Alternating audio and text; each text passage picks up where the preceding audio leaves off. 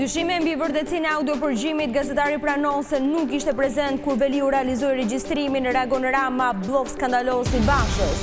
Socialistët akuzojnë opozitën si të lidhur me trafikun e 613 kg kokainë të kapur në Durrës, reagon PD, droga dhe laboratorët e saj janë të ulsi Ramës. Fondi monetar ndërkombëtar i konsideron koncesionet me risk të lartë për buxhetin e shtetit, mungon kuadri plot ligjor dhe analiza për partneritetin publik-privat. Kreu i Aluiznit Lajme paralajmëron ndërtuesit që kanë braktisur pallatet, kanë një javë kohë për bashkëpunim ose do të përballen me masa ekstreme.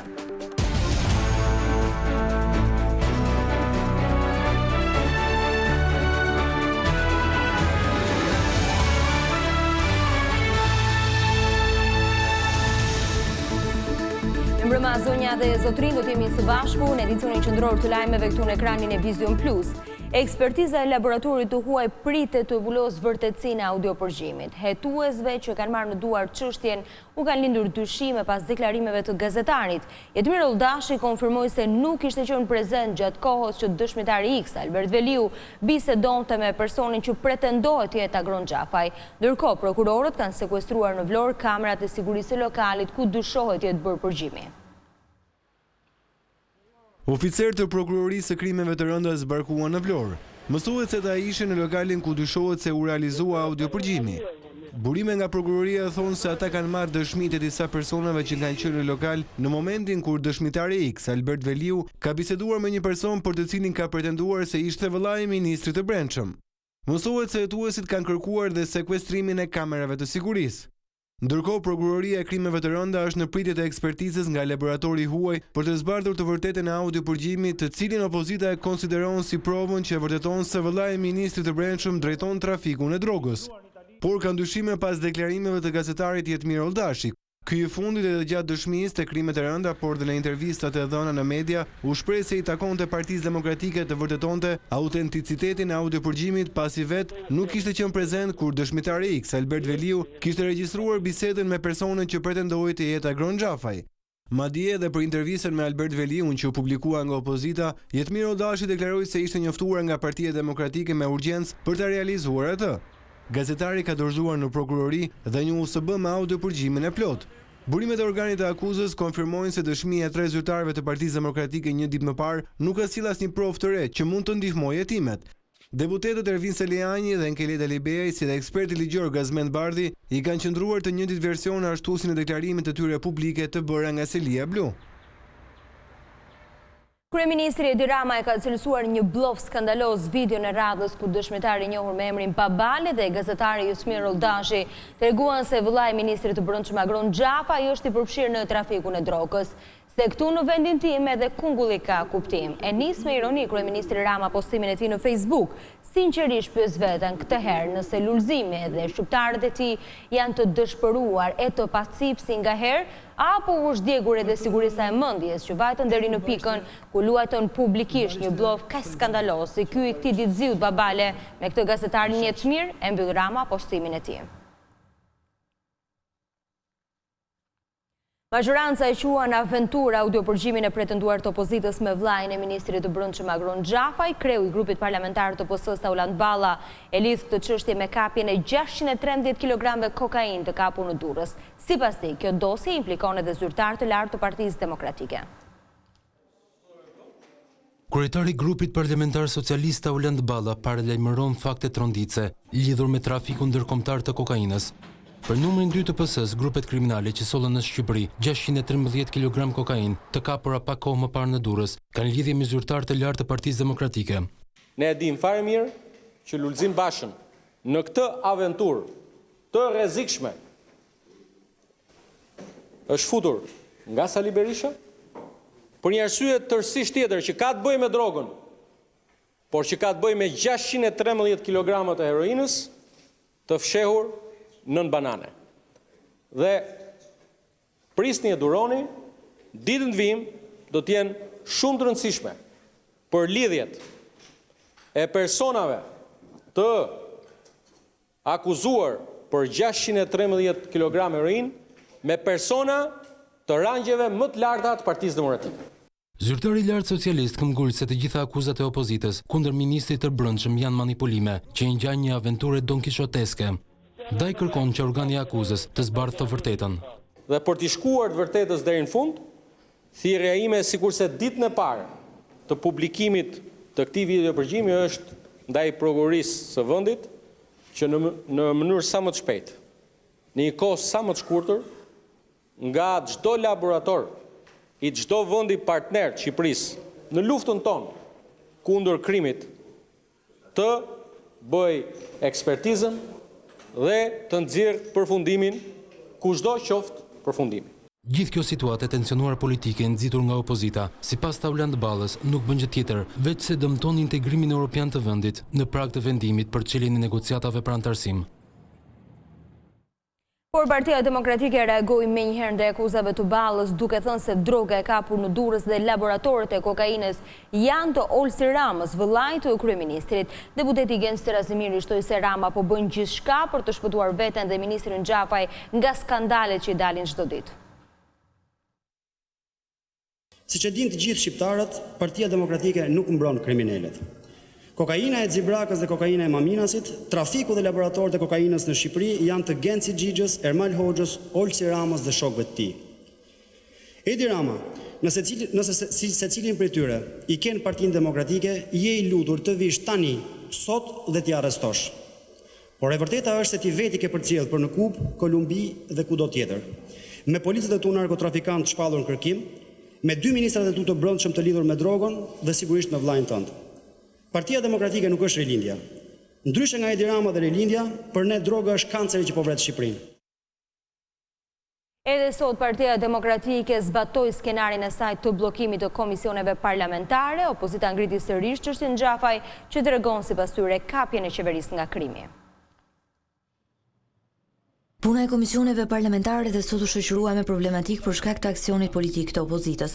Te Komisioni i Medias munguan deputetët e mazhorancës duke bërë të pamundur kështu strategjinë e bllokimit. Por deputetët demokratë shfryzuan praninë e gazetarëve për të ngritur problematikën e qeverisë lidhur me krimin, ndërsa dënuan bojkotin e Partisë Socialiste. Është rast i paprecedent në kaq vite parlamentarizëm që bojkotohet në mënyrë të tillë mbledhja e një komisioni parlamentar. Të Komisioni i Ligjeve u përsëriti e njëjta panorama e këtyre ditëve me akuza e kundër akuza që u pasuan nga largimi i opozitës. Pas kemi një muaj që dhe juve. Unë nuk gjej babalën në komision, më mirë. Jo, do ta dëgjosh tani, ti do të dëgjosh format e babalës. Ndërsa në Komisionin e Ekonomisë mbledhja u prish nga një konflikt me socialistit Erion Braçe e demokratit Agron Shehaj. Janë regjistruar në 4 muaj të parë të këtij viti, ndërpritet mbledhja zotëri dil për jashtë.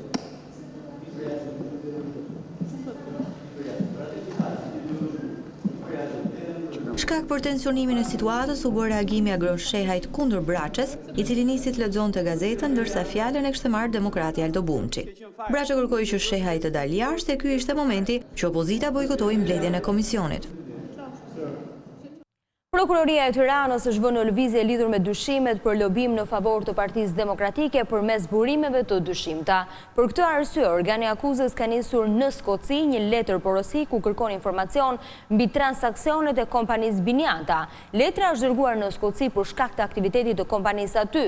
Më herët prokuroria dërgoi letër porosi në SBA për lobistin e Partisë Demokratike Nikolas David Muzin, i njohur si Nik Muzin. Disa muaj më parë, Partia Demokratike u akuzua nga socialistët se ka bërë lobime në SBA ku dyshohet se pas tyre fshihet kompania Biniata Trade. Një tjetër apel i fortë vjen nga Fondi Monetar Ndërkombëtar për Koncesionet. Raporti i fundit i FMN-s e konsideron partneritetin publik-privat me rrezik të lartë për buxhetin. Dokumenti vëren se mungon totalisht analiza e riskut për kontratat e po ashtu edhe kuadri ligjor është i dobët. Fondi Monetar Ndërkombëtar nuk rresht së paralajmëruar e qeverinë lidhur me rrezikun që po i kanoset buxhetit nga kontratat koncesionare. Në raportin e fundit për Shqipërinë, FMN evidenton se situata nëpërmjet kontratave me partneritet publik-privat nuk është nën kontroll, pasi mungojnë analizat e sakta të riskut dhe ndikimet që ato do t'japin në buxhetin afatmesëm dhe afatgjatë. Kuadri aktuali i partneritetit publik-privat është i dizajnuar dobët dhe i mungon analiza e riskut të projekteve të investimeve. Teksa janë ndërmarrë disa masa për të përmirësuar kuadrin ligjor dhe regulator të koncesioneve, ato nuk janë plotësisht e integruara në procesin e investimeve publike. Nga ana tjetër mungon totalisht analiza për identifikimin dhe alokimin e detyrimeve dhe rreziqeve që vijnë nga PPP-t. Për më tepër, vendimarrja e fragmentuar dhe mungesa e kontrollit të plotë mbi kontratat ndikon negativisht në cilësinë e analizës së riskut. Ministria e Financave aktualisht thotë se legjislacioni përcakton jo më shumë se 5.5% të ardhura fiskale të vitit kaluar për koncesionet. Megjithatë, këto vlerësime nuk janë besueshme. Me synim konsolidimin e mëtejshëm fiskal, FMN rekomandon edhe rishikim të disa taksave me tendencë rritjeje. Të indeksohet aksiza në disa produkte dhe disa prej taksave kombëtare, si për shembull taksa e qarkullimit, ajo e regjistrimit, taksa e karbonit e të tjerë. Të zgjerohet edhe baza e produkteve që përfshihen në TVSH, si arsimi apo shëndetësia, por njëkohësisht të rikthehet taksa e biznesit të vogël. Sugjerimet e FMN-s janë në formën e rekomandimeve pasi qeveria nuk ka më marrëveshje me institucionin financiar ndërkombëtar. Gjithsesi, në raport evidentohet se vendi ynë po gëzon një rritje të fortë ekonomike, por ajo nuk mund të zgjasë në rast se nuk vijohet me zbatimin e reformave të ndërmarra. Aluizni u jep një javë kohë ndërtuesve që kanë braktisur objektet duke i lënë në mërshirë të fatit. Kreu i agjencisë Artan Lajme paralajmëroi masa ekstreme ndëshkuese për këta persona, ndërsa ata nuk bashkëpunojnë për hipotekimin e pallateve. Ka kaluar më shumë se një vit nga nisma e qeverisë për të legalizuar edhe ato pallate që janë pa hipotek, por duket se ky proces nuk ka ecur me ritme të kënaqshme. Ndërtuesit që kanë kryer shkeljet nuk kanë shfaqur interes për të vijuar me procedurat për legalizim. Ndaj edhe kreu i Aluiznit Artan Lajme, gjatë një komunikimi me mediat, u detyrua t'i paralajmëroi për herë të fundit. Të gjendur në këtë situatë vështirë, Aluizni është duke planifikuar një masë ekstreme e cila mund të dëmtojë rënd interesat e sotme dhe të ardhme të këtyre ndërtuesve. Në këto kushte, ju bëj thirrje për herë të fundit ndërtuesve, subjekteve apo personave që kanë ndërtuar pallate dhe që më pas i kanë braktisur, që kanë ende një javë kohë për të përgjigjur thirrjes tonë tashmë mbi një vjeçare, për t'u impenjuar në procesin e legalizimit. Sipas parashikimeve mendohet se janë 1320 pallate në të gjithë vendin që janë pa hipotek, ndërsa janë me mira familjet që kanë vetur peng i shkeljeve që kanë kryer ndërtuesit. Ndërkohë Lajme tha se një ditë më parë qeveria i hapi dritën jeshile edhe 2000 familjeve që presin të legalizojnë banesën. Në mbledhjen e dieshme të qeverisë të mbajtur në Gjirokastër, u miratuan 4 vendime qeverie që evadojnë pjesën më të madhe të këtij stoku të mbartur. Bëhet fjalë për kalimin e pronësisë për 361.000 m2 parcela me mbi 2.000 familje të shpërndarë në të gjitha qarqet e vendit nga Shkodra deri në Sarandë. Një vit më parë, qeveria bllokoi vendimet për kalimin në pronësi të qytetarëve të parcelave ndërtimore, me qëllim për të shmangur veprimtarinë në rutinë të administratës në vite zgjedhore. Ndaj vendimet e një dite më parë paralajmërojnë një zhbllokim të situatës. Kryeministri Rama prezanton projekte të reja për Tepelenën, shefi i qeverisë kërkon më shumë orientim të fermerëve drejt agroturizmit dhe premton mbështetje.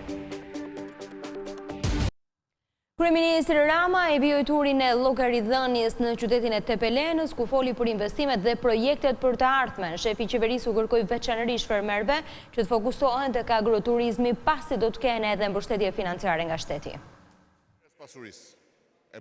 Investimet e kryera deri më sot në Tepelenë, sipas kryeministrit Edi Rama, kanë ndryshuar jo vetëm pamjen fizike të qytetit, por kanë ndikuar edhe në cilësinë e jetesës. Në takimin me banorët, kreu i qeverisë tha se me projektet e parashikuara do të rritet më shumë ekonomia, si pasojë zhvillimit të turizmit. Gjithë kjo zonë është shumë tërheqëse për turistët. Për turistët që janë dhënë mbas natyrës dhe që janë dhënë mbas traditave.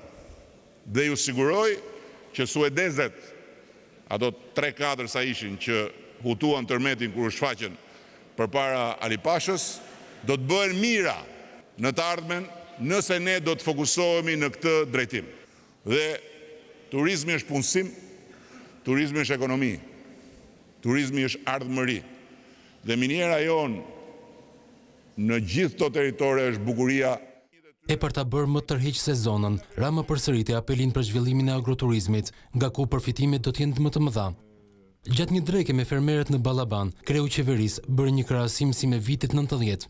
Nëse bën 100 para, do filloj, do shpërthej, si, po marrë shembullin e gabuar, po flas si epidemi, si kioska dikur, do shpërthej në një nivel komplet tjetër që na fut ne në hartë, havipamja e hapësirës rurale. Siç është Italia në fund të viteve 80, bëri këtë ndryshimin e politikës fiskale ndaj agroturizmit, është shpërthim i madh ekonomik. Në total në Shqipëri deri më tani janë 40 kërkesa për investimin e zhvillimin e strukturave në agroturizëm, ndërkohë që në qarkun e Gjirokastrës janë 13 aplikime. Pal investimit në ujësjellës, Gjirokastra pritet të furnizohet 24 orë me ujë të pishëm. Ministri i Infrastrukturës Damian Gjiknuri inspektoi punimet në rrjetin e ujësjellësit, ndërsa u ndal edhe në stacionin elektrik. I gjithë qarku i Gjirokastrës do të përfitojë nga investimet e kryera nga qeveria në rrjetin elektrik dhe ujësjellës kanalizime. Ministri i Infrastrukturës dhe Energjisë Damian Gjiknuri pa nga afër fazën e parë të investimit në rrjetin e ujësjellës kanalizimeve. Ku është sistemi depove dhe pompat, një investimi qeverisë shqiptare me KFV-n gjermane, një fazë e parë përfunduar dhe shumë shpejt pritet të fillojë faza e dytë për gjithë bashkinë e Gjirokastrës. Sot që flasim, pjesa më e madhe e qytetit ka furnizim me ujë 24 orë dhe me përfundimin e fazës dytë që fillon këtë vit, i gjithë qyteti i Gjirokastrës do të ketë furnizim me ujë për 24 orë. Do të fillojë investimi në rrjetin e shpërndarjes ujësjellësit në qytetin e Tepelenës, në qytetin e Memaliajt, po vazhdon investimi shumë i rëndësishëm në bashkinë e Përmetit dhe në Këlqyr, si dhe investimi që është duke vazhduar në bashkinë e Dropullit. Gjiknuri u ndal edhe në nën stacionin elektrik të Gjirokastrës. Sipas ministrit, fal investimeve janë minimizuar ndjeshëm humbjet. Investimet vazhdojnë në sektorin elektroenergjetik. Ktu është një shembull konkret që janë bërë investime të konsiderueshme për përmirësimin e rrjetit dhe nga informacionet e fundit që kam dhe nga administratorët e OSHE-s, humbjet në Gjirokastër kanë arritur në nivelet ulta historike për rreth 17%, që është nga humbja, themi, niveli më i ulët i humbjeve, po të shikojmë historinë e këtyre viteve të fundit. Vitet e fundit, operatori i shpërndarjes së energjisë elektrike ka investuar në të gjithë qarkun për ndërtim rrjeti shumën prej 1.1 miliard lek. Ministri i Financave Arben Ahmetaj ka sqaruar nga Gjirokastra se taksa e pronës nuk është shtyrë, por ajo vijon të vilet nga njësitë vendore. Sipas ministrit, periudha 2018, fillimi i vitit 2019 do të jetë një fazë tranzitore që bashkitë të krijojnë bazën e nevojshme të dhënave. Por ky fakt, sipas kreut të financave, nuk nënkupton shtyrjet e afatit. Një ditë më parë, ministri tha se bashkitë kërkojnë kohë më shumë për të qenë më të qartë në hartimin e database-it të banesave, ndaj dhe afati 1 janari 2019 do të jetë afati zyrtar, kur taksa do të nisë zbatimi sipas formulës së re. Policia e Beratit arrestoi 4 të rinj, të cilët shpërndanin lëndë narkotike të llojit heroin në zona të ndryshme të qytetit. Pas një hetimi 1 mujor, operacioni i koduar Çelepiasit çoi në pranga Argent Myftarin 31 vjeç, Francesco Mehmetaj 19 vjeç, Alvaro Merkajn 37 vjeç dhe Geri Molishtin 36 vjeç. 3 të fundit nuk janë emra të panjohur për policinë, pasi janë dënuar më parë për prodhim dhe shitje të lëndëve narkotike. Gjatë kontrollit fizik dhe në banesat e të arrestuarve, policia i gjeti dhe sekuestroi 17 doza heroin, një dozë kanabis sativa si dhe disa fara të dyshuara bimësh narkotike. Gjithashtu janë sekuestruar një armë gjahu çifte me 4 fishek e dyshuar si e vjedhur, një shumë parash dhe 2 automjete. Rikthehen radhët në pikat e kalimit kufitar të Kapshticës dhe Kakavijës, shkak janë për masat e përforcuara të policisë për makinat e mëdha dhe autobuset që kalojnë në skaner, si dhe verifikimin në detaje i dokumenteve për ata që kalojnë në vendin fqinj. Shtohen masat e sigurisë në pikën e kalimit kufitar të Kapshticës dhe atë të Kakavijës. Policia ushtron kontrolle më të imtësishme për të parandaluar trafikun e lëndëve narkotike, e po ashtu për të mos lejuar shkeljen e rregullave të lëvizjes në zonën Schengen nga udhëtarët. Drejtoria vendore e kufirit dhe migracionit ka vendosur që të gjitha mjetet e tonazheve të rënda, përfshirë edhe autobuzët e linjave ndërkombëtare të transportit të pasagjerëve, të kalojnë në procesin e skanimit. Një gjë e tillë ka sjell fluks në këtë pikë të kalimit kufitar në juglindje dhe në jug të vendit. Udhëtarët ankohen për vonesa dhe pritje të gjata. Presim sa të vijë autobusi. A vonon? Se di. Nuk e di se sa vonon. Pa mund të presë shumë e fëmijë të vogël? Të pres, çfarë bën? Nuk e dim, nuk na thanë se kur do vi, sa do vonojnë. Pres, me let nuk është, po tani kushtet këtu, mirë sa s'kemi makinë vetë, do presim. Autobusi të vinë se ka vajtur në skanja. Po është e letë të presë shumë? po tani çfarë do bëjmë? Do prisim. Drejtori Policisë Vendore të Kufirit dhe Migracionit, Albanian, sqaroi se në procedurat e procesit të skanimit nuk ka ndryshuar asgjë. Sipas tij, pjesë e kontrollit me skaner nuk janë mjetet e vogla. Përjashtim bëjmë vetëm ato makina të klasifikuara me risk për shkak të dyshimeve. Fermerët e Gramshit janë dëmtuar nga rreshjet e shiut dhe të breshërit, ata thonë se u janë shkatruar të mbjellat dhe kërkojnë dëmshpërblim. Rikthimi i rreshjeve të shiut i shoqëruar me breshër nuk ka kaluar pa probleme, veçanërisht në bujqësi.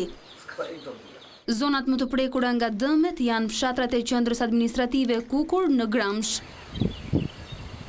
Dhjetra fermerë ankohen se u janë shkatëruar të mbjellat.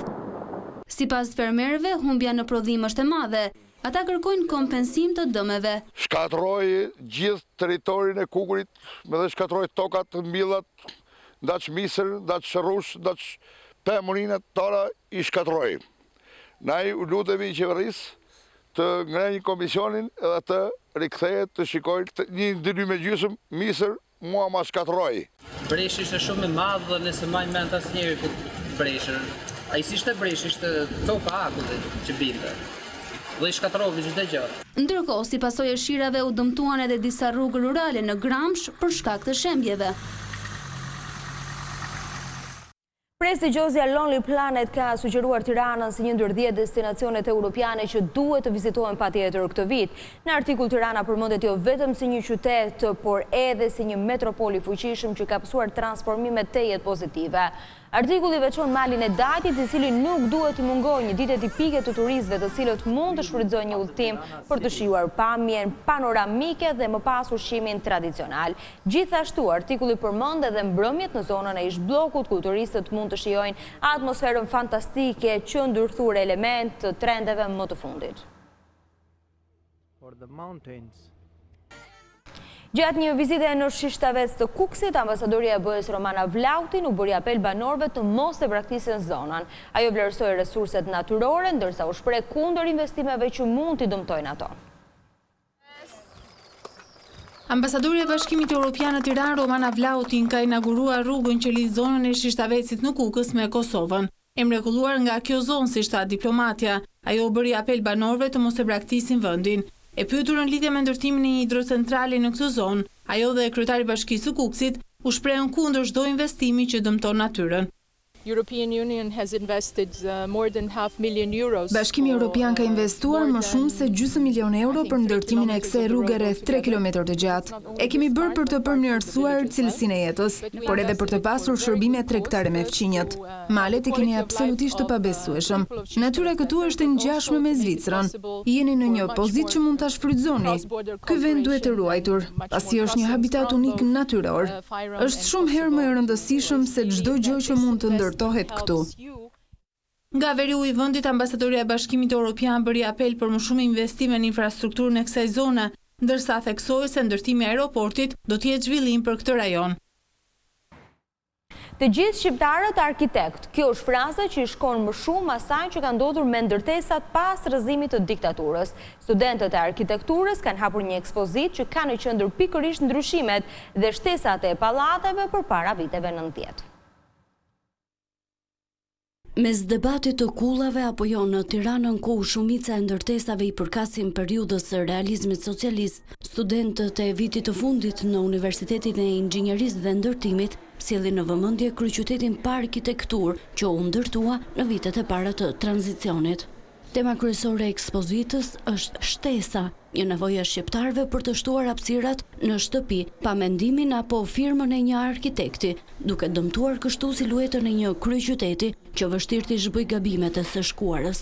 Ekspozita quhet Morphosis, për të bërë një paralelizëm me vetë procesin e morfozës, që është një proces që ndodh tek organizmat për të përshtatur ndaj kushteve të mjedisit, edhe ne kemi parë ndërtesën si një organizëm të gjallë. Dhe këto ndërhyrje të cilat i shikoni tek ekspozita janë ndërhyrje të cilat më së shumti janë vërejtur në ndërtesat e ndërtuara gjatë kohës socialiste. Janë ndryshimet dhe pasoja të paparashikueshme, si të thuash, dhe është e vërtet që mund ta shohim si diçka negative ndoshta që kontribuon në këtë kaos në urban të Tiranës. Puna për këtë ekspozit ka nisur shumë më herët. E në ambientet e Fakultetit të Arkitekturës gjen shumë pak në krahasim me ato që janë ekspozuar në Itali dhe në Qipro. Puna për këtë ekspozit ka filluar shumë më herët, bashkë me studentët e tjerë edhe unë e kemi filluar punën në teren duke kryer fotografitë ndryshme. Më pas në bashkëpunim me pedagogun kemi bërë përzgjedhjen e fotove, kemi zgjedhur disa që kanë qenë më pikante dhe ato që tregojnë më mirë fenomenin e shtesës. Për më shumë se 2 javë, këto imazhe do të pushtojnë korridoret e universitetit edhe si një sensibilizim për të gjithë ata që duan të studiojnë dhe të japin një pamje tjetër Shqipërisë. Dyshime mbi vërtetësinë e audiopërgjimit, gazetari pranon se nuk ishte prezent kur Veliu realizoi regjistrimin, reagon Rama, bllop skandaloz i Bashës. Socialistët akuzojnë opozitën se të lidhur me trafikun e 613 kg kokainë të kapur në Durrës, reagon PD, droga dhe laboratorët e saj janë të Olsi Ramës. Fondi Monetar Ndërkombëtar i konsideron koncesionet me risk të lartë për buxhetin e shtetit, mungon kuadri plot ligjor dhe analiza për partneritetin publik-privat. Kreuja Luizni Dartan Lajme paralajmëron ndërtuesit që kanë braktisur pallatet, kanë një javë kohë për bashkëpunim ose do të përballen me masa ekstreme.